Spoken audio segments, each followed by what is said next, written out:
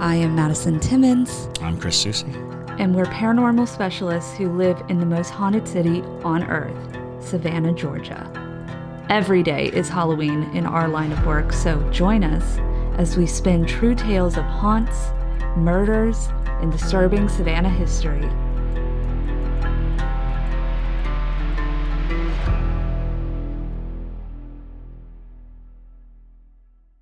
I'm Madison. I'm Chris. And welcome to the most haunted city on earth. Boom. Hello, and welcome back to another episode of The Most Haunted City on Earth. My name is Madison Timmons. I'm Chris Susie. And we are here today with Sheila.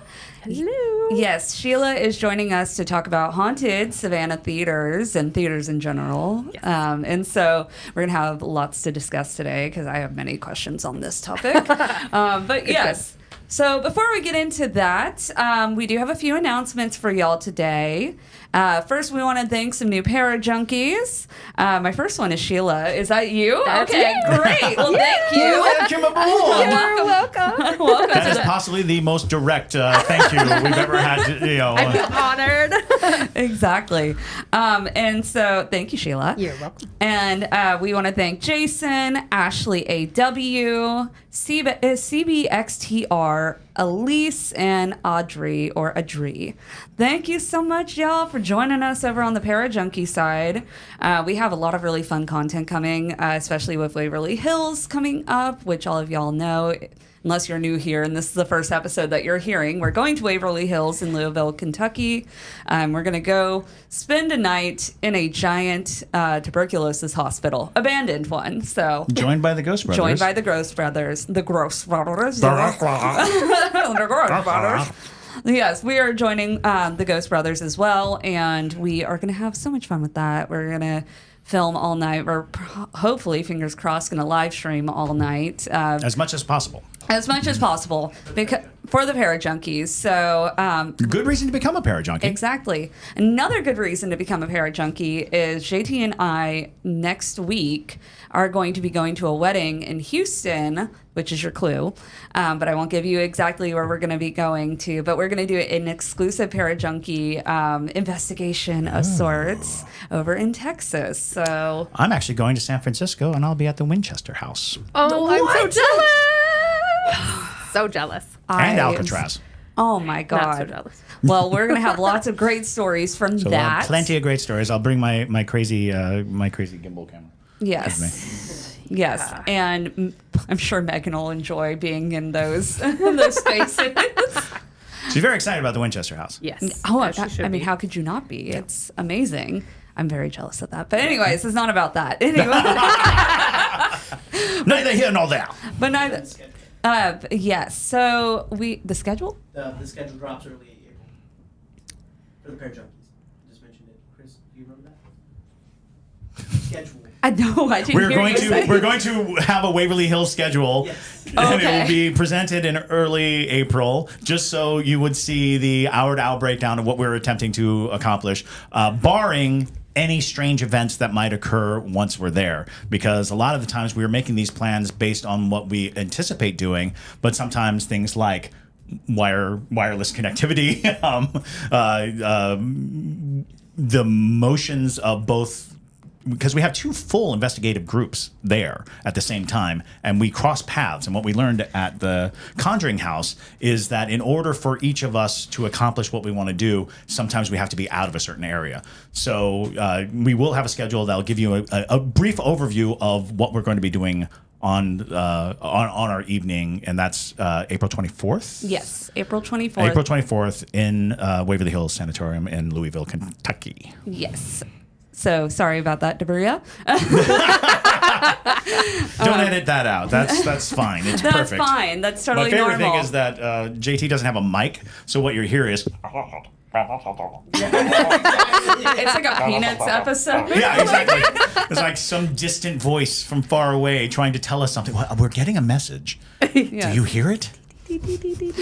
Yeah, the other reason why sometimes our plans get pulled awry is if you remember with the Conjuring House, sometimes little kid spirits are like, go outside, look true. at the sky. And we want like, to follow any instruction that we might receive through our Estes methods or any other methods that might be telling us to do things. So. Exactly. But really, So you have to be a Always little wise, loosey-goosey. though. No, it wasn't wise. rarely wise to do so, but it's good content. Yeah.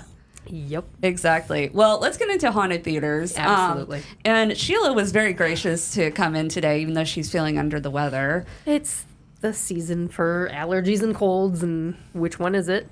Who knows? So for those of you who are only listening, if Sheila sounds a little like a superhero, it's because she is wearing a mask. She's covering her face, and so she doesn't normally sound like that. She's just protecting us from opinion, airborne yeah. illness. Exactly. I have heard you speak, and you generally don't sound quite as superhero-y. Okay. Yeah, okay. Sure.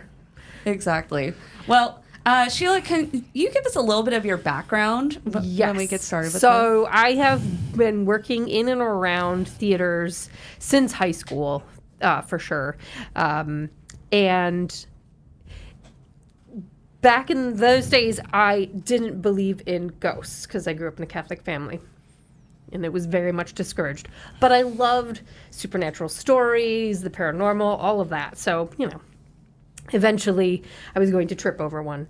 And so the theater in my hometown of Alpena, Michigan, Thunder Bay Theater, very haunted.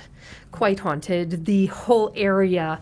I mean, Alpena was an old logging town in like the 1700s. I mean, Michigan's got lots of older history, lots of indigenous history.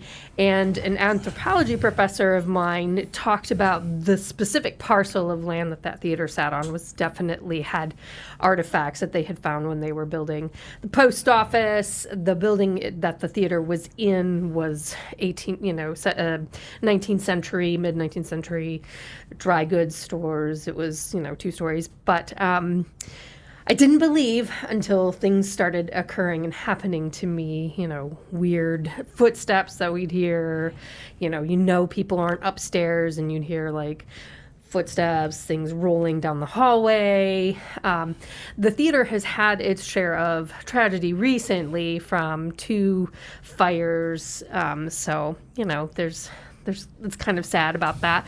And, I know they're trying to raise funds to get it back on its feet. But that was what kind of like awoke my senses of how can I disbelieve this when I heard it, things happened, I've seen weird mists and photos, yada, yada, yada. So then I went to undergrad at Western Michigan University and worked in the theater there. And for one of my senior projects, I had to paint a very large scrim that was like 30 feet by 15 feet. And the only time I could do it was overnight when none of the crews were there. And it was completely by myself, locked in the building. And, the Shaw Theater was built, I think, in like the 40s or 50s. And there were rumors. And it was just one of those things where, when all of us in college dabbling with the occult and like getting into it and whatnot. And so what else is college for? Exactly. But it was one of those feelings of like, someone is sitting in the theater. I know they're watching me. I'm just going to be very loud about, I'm just here to paint this thing. Please don't mess with me, and just going about my business. But once I moved to Savannah, I started working for the Savannah College of Art and Design, housed in Trustees Theatre, have worked in both Trustees and the Lucas, have been to the Savannah Theatre, and did a lot of work with what started as Savannah Actors Theatre and eventually became the Muse Arts Warehouse. Right. And went back to Michigan in 2017 and was an executive director for a local auditorium that was owned by the city of Sturgis, the Sturgis Young Center for the Arts. And in all of my time, in all of my theater experience, I've never been in a theater that didn't have resident ghost stories. I've talked to some of my theater friends about what stories do you have? And some are like, it's made up or whatnot, or if there are ghosts, they're happy, like the Lucas Theater. No, sure. Which was built and opened in 1926. I mean, Savannah. And it's a grand old movie house. it Yeah. was, Its original Camille purpose. was one of the first screenings. Arthur Lucas probably spent more time there than anywhere else. He dedicated his life to it. Yeah. Really. The Savannah Theater is one of the oldest, longest running theaters. It is the longest continually running Active theaters. Active theaters. Because there's one because up there have been plenty that are older, but they've been shut down for long Right. periods of time, and they Right. may have come back, or they were refurbished. But the theater has been on that site since 1818, and has continuously served as a theater since 1818. Yes. And then Trustees Theatre, which was built in the 40s, was the Wise Theatre. The Wise Theatre, yeah. And that family owned the Savannah Theatre. That is correct. As a matter of fact, the Weiss of the Trustees Theater is also a ghost that they believe can be found both at Savannah Theater and the Trustees Theater. Yes, and I don't doubt that. Although the renovation of Trustees in 2013 has kind of dampened any kind of... That's an interesting thing Yeah, to, it really- yeah. to discuss as well. Well, and I mean, before so it reopened, it closed in the 70s with a screening of The Exorcist. Yes, it did. Very telling. There was a radio station that operated out of there for a while, and then Scab bought it in the mid-90s and restored it and opened in 97 with a Tony Bennett tribute and whatnot. And it was... decorated in a very Art Deco style, Yep. so red velvet walls. They reupholstered the seats, so the seats were original. They were very, very squeaky, but and it had a really great Art Deco look to it, and the lobby was really lovely. And in 2013, it was kind of switched over to a much more modernist, brutalist type style. Yeah. So it's a little more lecture hall-y now, and it functions well. It's got still has good acoustics. The SCAD Savannah Film Festival, operates out of both of them every year, which I, help curate. But prior to the renovation, I was aware of specific incidences that would occur and be brought to my attention. Like, I never really felt anything, and just for listeners' sake, it was in college where I became aware that I was more sensitive. At first, I just thought that it was just a normal, weird shudders. But it feels like the ice bucket challenge for me. Oh, no. Yeah, in varying degrees when there are whatever presences trying to make themselves known to me. Sometimes it's very subtle, like a tap on the shoulder, like, hello, hello, hello. And sometimes it's very insistent, and sometimes it's just like, you are now freezing cold. So I didn't really experience that a lot in Trustees Theatre or the Lucas. But stories would be brought to my attention by certain people who were there and had seen a gentleman in a top hat and a longer coat, walk through the wall into the alley. And they were this person relaying the story was very visibly upset, and they were just, adamant that I saw him and there was nobody in here, and then he was there, and then he wasn't, A group of school children had seen a similarly described gentleman in the green room area. And one of my friends at one point, when we were locking up after a film festival event, was like, who is that gentleman that just walked by in a white shirt? And I was like, what gentleman? And we walked the entire house, and there was no gentleman. And you can move through that theater fast enough to be able to find someone. Right. So there's only so many ways you can travel through the Right. theater. So, if you found something in like the side hall, it would be easy to cut them off. yes, Because- Trustees is not labyrinthian. No, at not all. all. The Lucas, The Lucas which is is very bizarrely laid out. very weirdly laid out. There are lower level dressing rooms. There's under the stage and and I have not spent a lot of time in those spaces. even last night, we had a film screening for the end of quarter for SCAD film students, and there was a little friendly bat that made its appearance during the screening. And I asked one of the tech people if they had had any experiences, and while they said that they hadn't seen anything, they did allude to the fact that there have been times where they were kind of creeped out because they didn't feel like they were alone. The only experience I've had in the Lucas Theater that was clearly kind of outside of, the normal realms was I was trying to show someone what the theater looked like. And we had gone all the way up into the projection booth, which I have heard stories from the projectionists say, yeah, we operate as if we are not alone in that space. And I was trying to find the master light to turn on the house lights. And I had no idea where it was. And then it was very clear to me that it was backstage right. And that was a very clear direction. Go backstage right, there's a switch on the wall. And lo and behold, there was a switch on the wall that said house lights. Boop, turn the lights on. And incidentally, backstage right is where a lot of people have experiences. Yes. That area, because we produced a couple of shows in the Lucas over the years, and knowing that whole area, because there's written on the floor the line of death, for the fly system. And yes. So people naturally automatically are thinking death. I'm back here. Yeah. But that area, I've heard many reports of people standing there and feeling like they're being crowded, or like somebody's like walking up on them, and then when they turn and look, there's nothing there. Right. That whole back area, because there's like the Lucas has like a hallway that runs behind the wall. And so there's something about that wall that feels very unsteady, almost like the building might fall on you. Right. And I mean, that is one of the original walls. I mean, exactly. The infrastructure of the Lucas is fairly sound and, absolutely. And well maintained. Thank you, SCAD.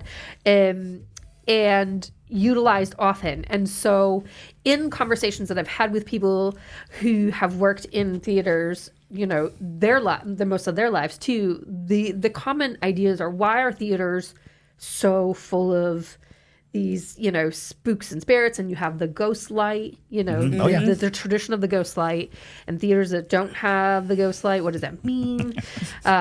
Having been in a theater and working and managing one through the pandemic, that ghost light became that beacon for us to be like, we're still here.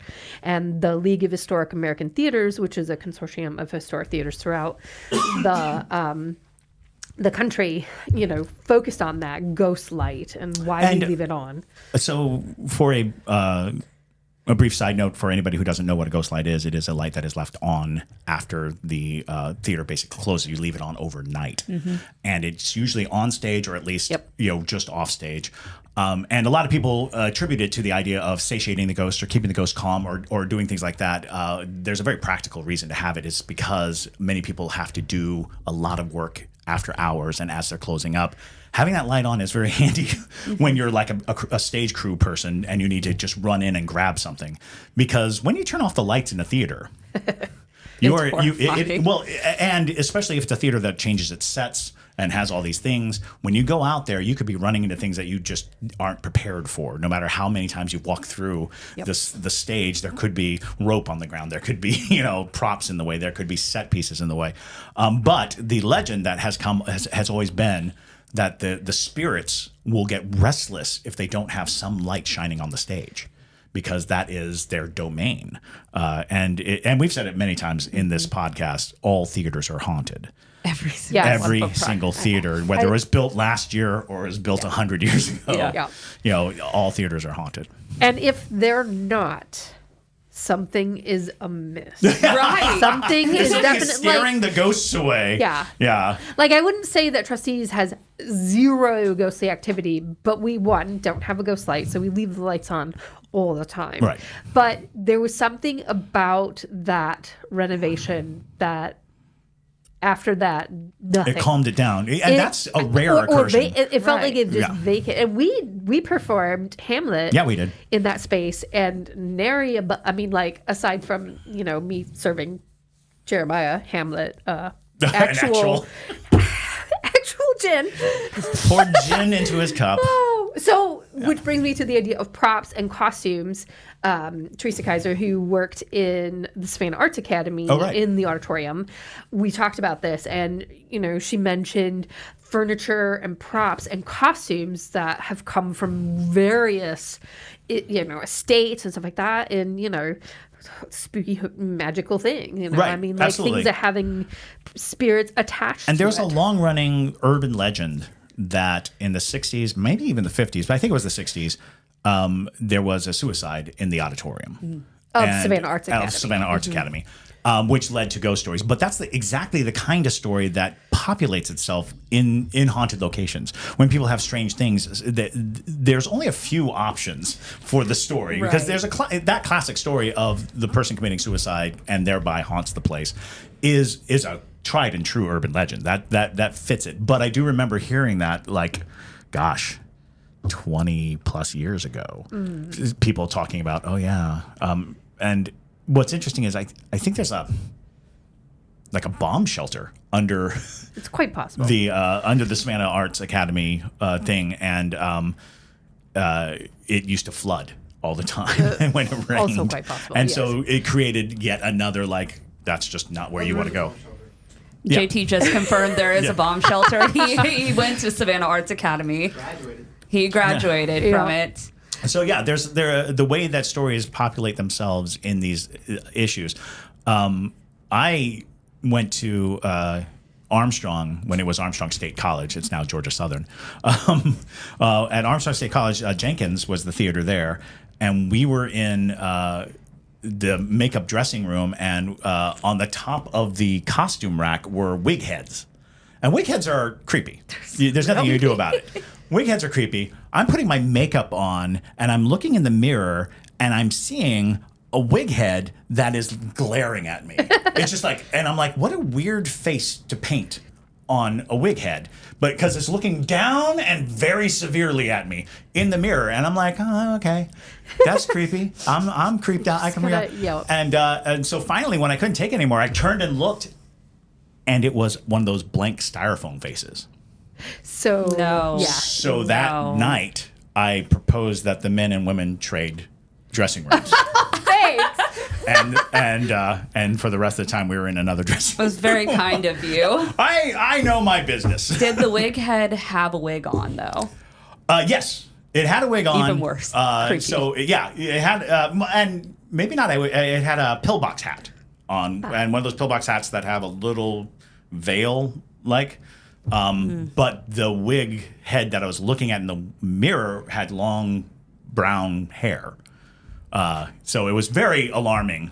When you looked and there was no wig. And when I turned and looked, and I even maybe I was looking at another wig head, some angle action was happening. I could never find a wig head that looked like the one that was looking at me. And I was like, well, I'm done. I'm done with this room. That's a big no. This is no longer the men's costume area. Yeah. To that, one of the first directing gigs I had was Parchment High School. One of the first shows that we did was A Little Shop of Horrors, which SCAD will be doing in the spring. Yes. And that auditorium, that space, again, Michigan, indigenous land, Sure. stem to stem, Yes, very much so. the whole place. The feel and vibe of that auditorium, and it wasn't really big. There was something. There was something. One of my friends, who's rather clairvoyant, was like, not coming to this play. I love you. I cannot go there. And I'm like, okay, whatever. But one particular evening, I was there alone after hours. It's late. Only other people in the building were custodial.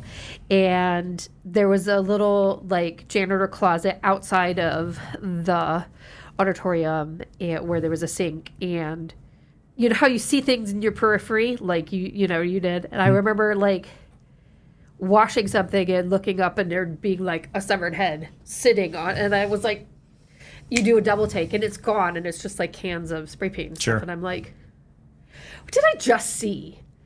So I went back into the theater, and I'm trying to put stuff away, and the tones that are used to signify the end of class, they stop when school is over. Of course. But of course, middle of it's dead silent, and I hear one of these very long bleeding tones.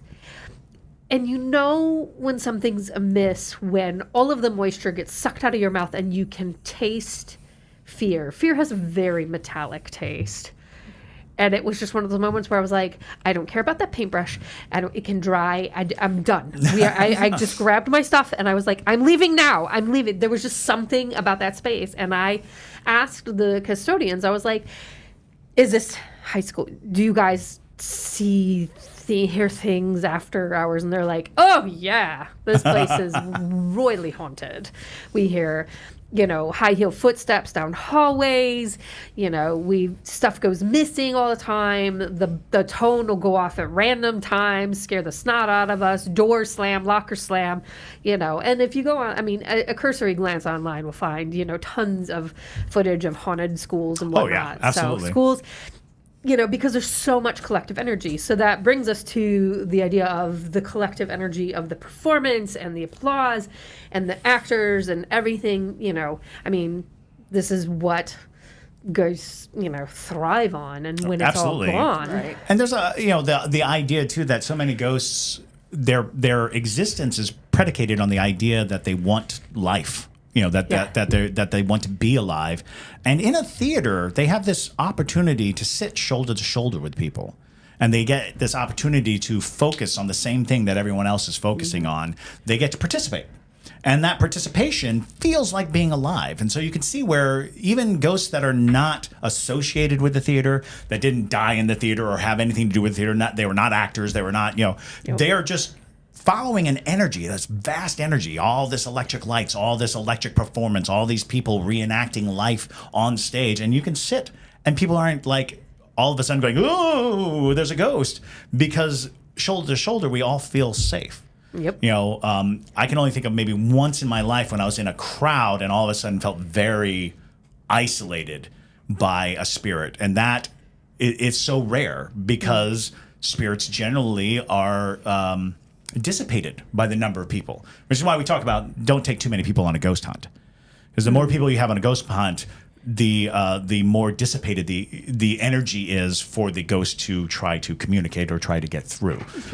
So a lot of times when you get a large group of people in a ghost hunt, you kind of diminish the odds of contact because the ghost is trying. It's like, there's so many people, I need to get out to, versus like focusing on the one person who is earnestly trying to find them. Yeah.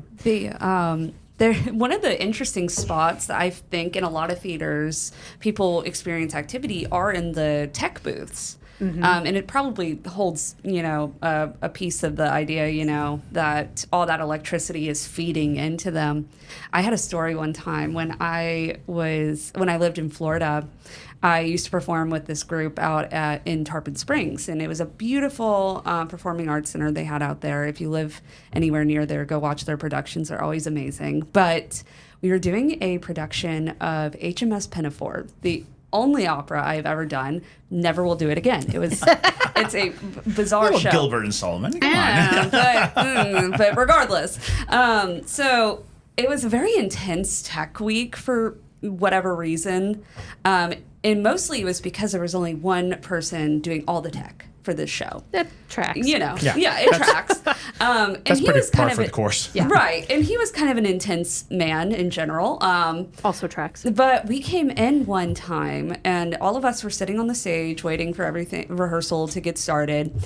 And we saw kind of a silhouette up in the tech booth from the stage. And we just assumed it was him. And but he usually greeted people at the very least, but we thought it was weird. We're like, okay, he didn't say anything to anybody, but maybe he's busy on something.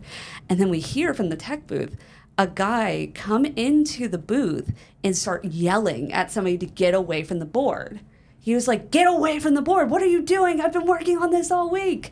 And it literally just vanished. Oh my God. Yeah. And he also was never a believer in the paranormal, but he was like, I thought it was one of the actors who were up in the tech booth just fiddling around with my stuff. I was about to absolutely lose my mind. You have to imagine that a bunch of buttons and slides must be just irresistible to a ghost. Right. Like, oh, do you see this? Look at the buttons. Look at this. Look, it all glows. Slides and buttons, Yes. buttons and slides. Yes. So, and the funny thing, So the theater that I managed in Michigan recently, we actually had the Southern Michigan Paranormals, or SMP, with Dan Holroyd come and do an investigation there, because during the pandemic, I was the only one allowed in the building. I lived, I could see the theater from my apartment. It's a different story. I really, really don't recommend that. But so I would go to work every day, but I was the only one in this very large building. It had a 960 plus seat auditorium that was built. It was built in 54. It opened in 55. And it also had an adjacent ballroom space and lower level that used to be the youth center, because across the street was the high school. And it was during the pandemic when lights on stage, and we did not have a ghost light. This is when the lights started talking to us. Oh. And hopefully we Which, can... I was going to say, we can save, because you have video, right? I do have video, yes, and I've shared it with you, too. Yeah, in the future, we will dedicate a show to it, because there is... So much to talk about. A lot to talk about at that location. But it is a classic theater ghost situation, although this was... brilliant. Just the sheer communicability of these spirits deserves an entire episode. Yes, and we want Dan to Sheila join back. We'll us. try to get Dan to come Yes. down and or at the very least Zoom in Yep. to talk about that experience. But using electronics to communicate, which is one of the biggest things that is going on in the ghost hunting world, is using spirit boxes, using our REM pods, using these things. It doesn't just derive from people messing with these things. It's because people have for a long time been able to do things like, see a flickering light and be like, is that you? And then the light would flicker. And, Yes. And that is a long-standing communication tool. One of the hardest ones to accept is the knocks. Because of the rampant misuse of the knocks. Right. Yeah. The knocks got such a bad rap. So if it does happen, there are too many charlatans who use the knocks to fool people that's no longer an acceptable form of communication. Light manipulation is a lot different. Because usually you can trace that, wires go somewhere. Yes. You can find out if there's somebody standing at a light switch moving it Right. or things like that. Which is why you actually see in a lot of ghost shows now, they'll put loose flashlights down and have the lights brighten and dim or go off and come on. With that in mind, let's save that for... Right. For dedicated show. For another its own show. But yeah, the idea that during the pandemic, when all of these theaters went dark, what happens to the ghosts? What happens to the spirits? They go starving. And they are. And it became very apparent that it needed attention. And the more attention we directed to it, the more communicative it became. I would love for you to tell us some of the experiences you've had in the Savannah Theater, because I have. So we actually have an episode where I told the Savannah You Theater did, okay. stories. But suffice it to say that the Savannah Theater was a reliable, constant haunt. And the more you get into the idea that, the sheer volume of people, we're talking audience members, actors on stage, everybody was having experiences. Betty is the ghost that we call the woman on stage. Betty was seen by so many people over the years. A woman in almost an antebellum gown on stage. Sometimes she'll show up like a wisp of smoke. Audience members saw her, actors saw her. It was such a normal thing. There's a boy, Benjamin, in the balcony. People have experience of touch. He's a kinetic spirit, so people feel like tugs on their clothes, tugs on their hair. The sensation of being teased really is Benjamin's thing. And then there's somebody that for a long time was called the director. And it was because he shouted, and he would shout things. Sometimes he would be like very complimentary, bravo, hey. Sometimes he'd be like, get off the stage. and to the point at which we used to whenever we'd hear this voice, we'd run people through the building because it's easy for a homeless person to get into the building while you're rehearsing. Yeah. Right? Because there's a whole front area, and the front area actually has a stairwell up into the balcony system that if you're not in the lobby, you will not see someone come in through the door. So we would constantly be like, I think there's someone up there, run up and see. Never was there someone up there. But you always did because it was so solid a sound. It was not something where you're like, I thought I heard something. It was like, there's a man up there. And all of those stories came to an eventual explanation. Everybody kind of was like, there was a boy who died in the 50s on stage, not on stage, in the fire exit on the second floor balcony. A woman died on stage in a fire in like the 1820s. And then the projectionist had a heart attack and ultimately died. They like to say that he died in the building, but there's no like guarantee that that's what happened. But he worked there regularly. So, there's all kinds of stories about that. But those three ghosts, when I first arrived in Savannah in 1993 and started working at the Savannah Theater, they told me those stories. They told me right away, well, there are three ghosts. And, in the earliest iteration, the child and the woman were linked as mother and child. And I think they said it was a little girl and the mother, which is natural. If you see a child and you see a woman, people will naturally like try to make that the story. It's like, oh, they're a family that went. And then everyone thought that it was the owner of the theater, that the Weiss ghost, Mr. Weiss. There's a lot of that because he would be wearing like a red jacket with gold buttons, as people would see this man with red jacket and gold buttons. But then later people were like, that's more like an usher's uniform. That's more like, I don't think a fancy man, outside of P.T. Barnum is going to show up in a bright red jacket with gold buttons. But one of my favorite encounters with that character, which we later learned was named George, and we started calling him George, was we were doing a show, and one of the actresses was just up in the balcony, like minding her own business, and she noted that there's a man in a red jacket standing behind her. And when she saw him, she's like, oh, gotta go. And she just left, not in the sense of, oh, it's a ghost, but like, oh, I'm not supposed to be up here. When she asked, we were like, no, there's nobody. That description does not fit.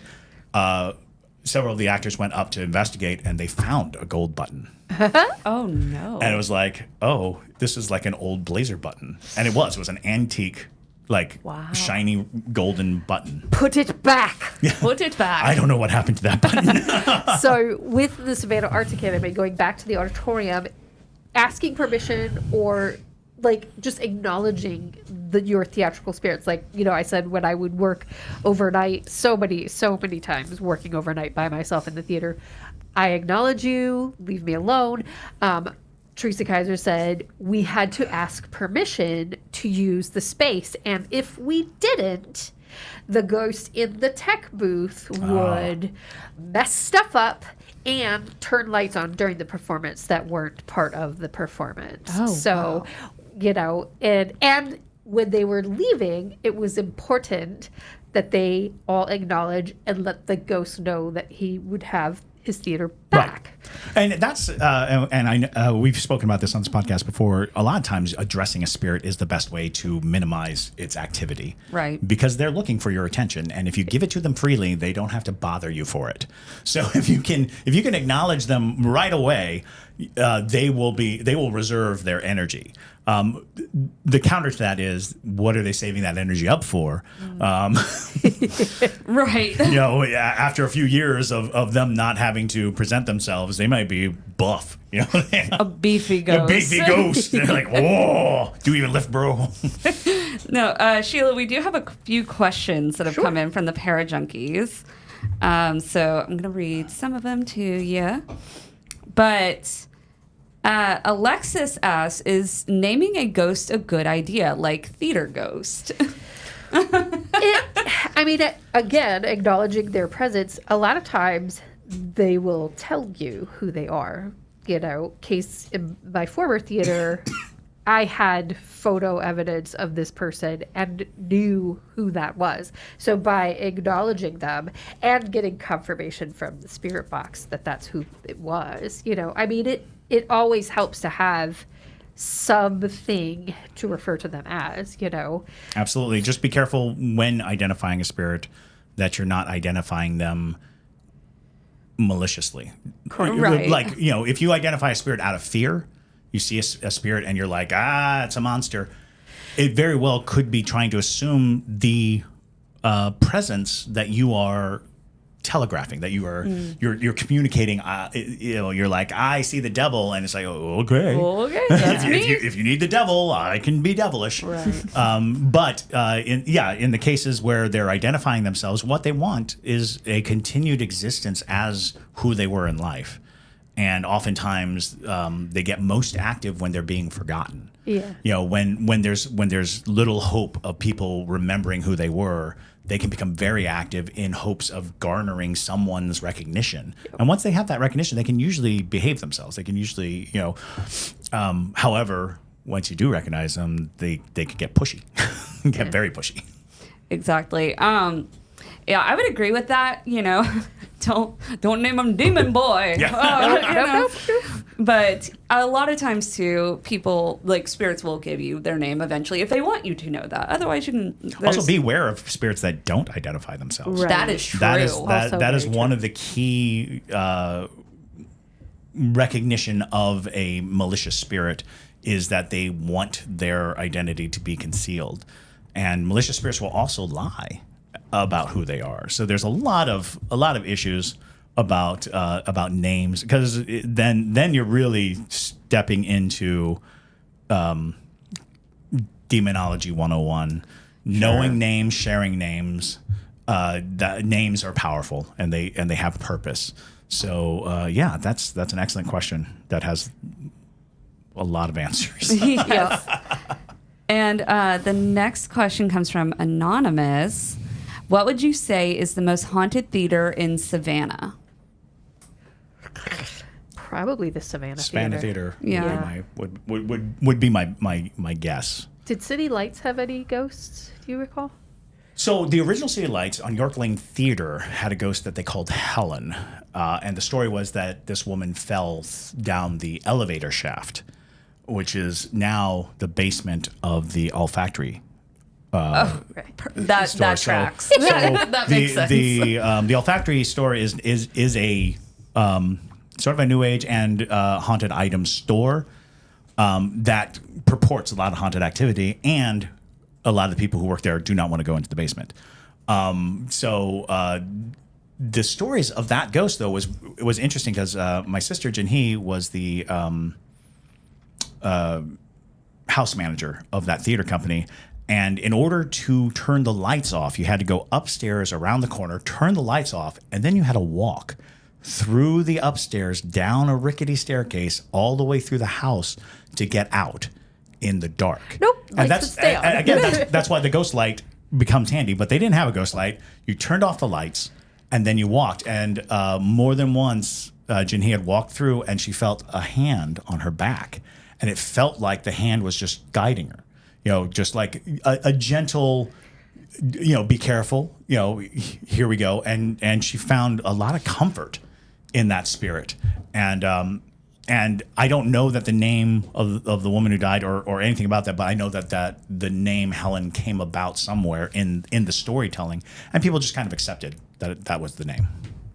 Yeah, I would say the Savannah Theater as well, but I think that's mostly because it's the most active out of the most stories and the most Right. developed stories, and that doesn't mean much. But there's actual newspaper articles from like the late 1800s of police reports of ghostly activity inside the Savannah Theater. There's like a great article where police were called into the theater late one night because people heard applause, like a group of yeah. people, and they were like, somebody's in the theater, but it wasn't just like one or two people, it was like a full audience, and a lot of people hear singing. People have heard singing from inside the theater, and some people have walking by the theater hear singing through the doors.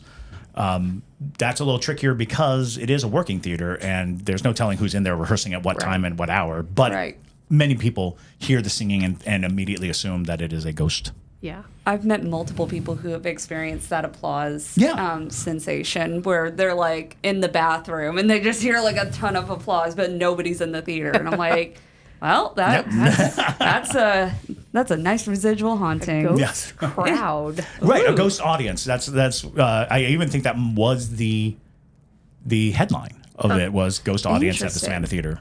Very interesting. Mark asked, what is the creepiest thing that has happened to you in a theater? Oh, la la la.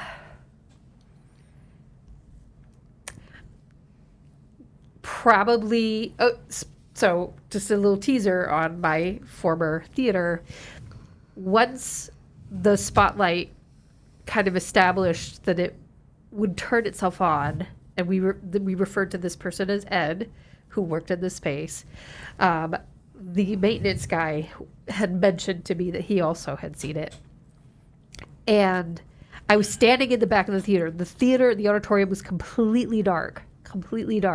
And I just whispered, I can see you. And the spotlight came on. And I was like, and you can see me too, and I'm going to go home now. So, and that kind of started this whole like... Yeah, whenever you have direct response, it's so chilling. Responsive. It's very chilling. Very, very responsive. I cannot wait to see this video. That I don't have video of, but... We might need to plan a trip up there. Yeah, well... That would be so cool. That really would. And Ashley Werner asks, is the Tybee Post Theater haunted? Maybe. To we our did a show there. It was the same show, Hamlet. It was the same show. All theaters are haunted. And if TikTok's going to love that. Well, even more intriguing is the history of the Post Theater, and the reason why it's called the Post Theater was because it was actually on a military base, and so that whole area of Tybee was a militarized area, and that was the theater of the post. It was, it was there. So while I've never heard any reports of it, I would not doubt it for a second that it was haunted. One of the weird things about like beach hauntings or beach property hauntings is kind of the one of the most common things is they're not as interactive. Like when you think of beach hauntings, they're usually something you see. There's usually something that I think they just like being at the beach. They're beach bum ghosts. They're pretty low energy in that regard. But we did not have anything strange. I'm trying to think of the time it's a box. It is not nearly 0 wing space. No wings, no anything. So, every bit of it is exposed from the moment you walk in, to include like the light booth is just a balcony, so it's a very fascinating space. I would like to do an investigation out there because that question, bears investigation. But because our general consensus belief is that many spirits are homeless. Many spirits do not have a purpose, quote unquote purpose. They just can't let go. They can't move on. There's some reason for that. So going to places where people gather makes sense. Going to places where the living gather makes sense. That's why, and conversely, a lot of ghosts will not go into churches because it is believed in their lifetime that spirits are not allowed in churches. And so they're usually adhering to rules of their own making. So there's a lot of ghosts that will not go onto Holy Land. They will not go into only because of a conditioning, not necessarily because there's some truth to the idea that they can't go in. It's just if you encounter a ghost in a church, it's usually someone essential to the church. It's usually somebody who worked at the church, somebody who had a lot of heart in a church. So you don't get that same homeless notion of ghosts that you get in like stadiums. Stadiums are very haunted. Theaters are very haunted. Public gathering places, very haunted. The next question comes from Stephanie Wesson. Any other theaters are haunted that aren't in Savannah or Michigan? Yeah, so every state has at least one. And the one year I did go to the League of Historic American Theaters, they had a specific theater in Kentucky, and I can't remember the name of the theater, but they capitalized on their very, very haunted space. So just a quick cursory glance, haunted theaters in Colorado, haunted theaters in Kentucky. Absolutely. And you will get a list. Every state there's a ton in Detroit, and part of it is we who work in theaters, or we recognize our resident haunts, and we want to share that with people. Absolutely. And we want people to Yes. know these stories and know the history. So it's really easy. Throw a stone, you will find a haunted theater. You'll find the stories. Yeah, Yes. and like we said, every theater has a ghost, and usually when you talk to the people who've worked these theaters or around them, they have a good intimate knowledge of the kind of haunting. I know there's a very haunted theater in Dahlonega, Georgia. The Fox Theater in yes. Atlanta Very. is very haunted, and in the case of the Fox Theater, that seems to be kind of a compression point too, because it's been such a celebrated theater for so long that it almost becomes compulsory to go to the Fox Theater. Right. So even after you're dead, you're like, hey, let's go to the Fox. Theaters that have been restored, like the Fox Theater in Detroit. Oh yeah. Where it went through huge renovations. It doesn't always lose its ghost like Trustees. Which again, Trustees may or may not have a ghost. It just there's not a lot of things for it to kind of manifest. The interesting thing about it too is the concept of whether there's a ghost or not also comes down to what the ghost wants. Right. There is a chance that during the last renovation of the theater, something satisfied the ghost. The ghost no longer felt that it needed to present itself in a way, something moved that was bothering the ghost. Something was, maybe there was a wall that was not to his liking, or maybe the seating arrangement, maybe they added more seats or they took away seats. Any number of things because if a ghost is around going, I'm here because of an energy flow issue, and then you fix the energy flow, which renovations often do, the spirit can kind of calm down. It doesn't mean it went away. It just means it no longer needs to try to get your attention, be like, hey, fix Right. this. Yeah. Do you see this? It's a Fix mess. Yeah, all the seats were removed and replaced. So Right. with brand new Right. seats. So. Which is kind of interesting too to think about. If you're really attached to a place and the thing you're really attached to leaves, you might be like, oh, I really love those seats. Yeah.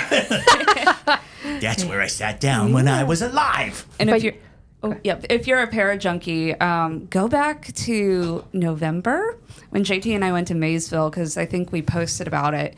My grandmother lives in Maysville, Kentucky, very small town. It's where Rosemary Clooney and George Clooney are from. But they have an opera house there where one of their actresses is buried in the dressing room. Gracious Lord. Yeah. So Cool. if you want to hear about a haunted theater, go Right? watch that. Serious. But next question, we only have a couple more left. Comes from Frenchie. Will the ghost light lessen or worsen activity? I don't know. I mean, I know, speaking from experience, not having a ghost light definitely increased the activity in Yes. my former theater. The general consensus is without a ghost light, you get more calamity. Yes. And I dare say that has been my experience in life too, is like the ghost light tends to keep issues at a minimum. If you keep a light on, and maybe that's just simple, dynamics of when the lights are out, more things can go wrong. And so when the lights are on, because like my worst experience in the Savannah Theater happened while we were producing To Kill a Mockingbird, to the point at which like I was building a set with only one hand screwdriver because we had lost every other tool. Hoy vey. And so I'm like screwing screws into a flat with my hand, and it was so weird. The dress rehearsal night, the set wasn't painted because it was slow going. At the center of the stage was a bucket full of all of our tools. And we didn't have a ghost light. The guy who was helping me, Jake, we used to go in, and the way the Savannah Theater is set up, when it's daylight out, the actual theater is still very dark. And we used to walk in to start construction. We'd walk in, we'd open the doors, and we would see a light on the stage go away. Huh. And we used to always think it was a car driving by. That's what we told ourselves, Sure. and we were fine with that. Yep. There's always some kind of explanation. Exactly. So get you a ghost light, even if it's from Walmart. It's Yeah, exactly. Just put a little light up. Put a light up. And then the last question comes from Monique. Are there any specific productions that heighten activity? All of them.